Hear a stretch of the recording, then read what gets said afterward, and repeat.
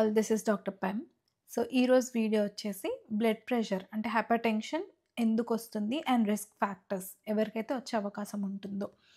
So first one వచ్చేసి family history, అంటే మన జెనెటిక్స్ హెరిడిటరీ నుంచి వచ్చేది.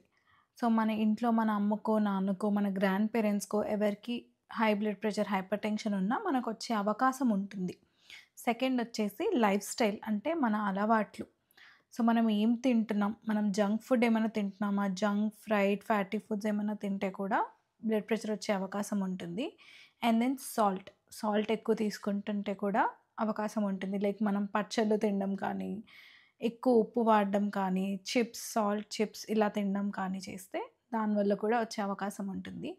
అండ్ దెన్ ఎక్సర్సైజ్ చేయకుండా సెడెంటరీ లైఫ్ స్టైల్ ఉన్న వాళ్ళలో కూడా వస్తుంది.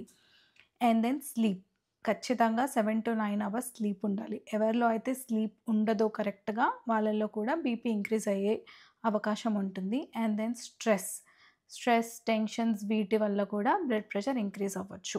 అండ్ మెయిన్ వన్ వచ్చేసి స్మోకింగ్ అండ్ ఆల్కహాల్.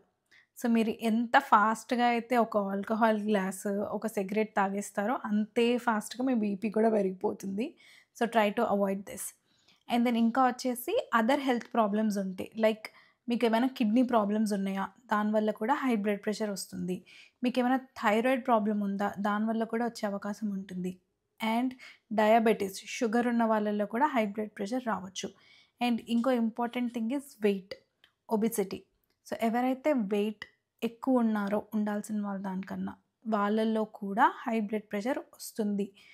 సో ఇప్పుడు నేను చెప్పిన వాటన్నిటిలో మీకు ఏదైనా ఉంది అనిపించినా, మీరు ఆ లైఫ్ స్టైల్ ఏదైనా ఫాలో అవుతున్నా దాన్ని మార్చుకోవడానికి ట్రై చేయండి, సో దట్ బ్లడ్ ప్రెషర్ని కంట్రోల్ చేసుకోవచ్చు.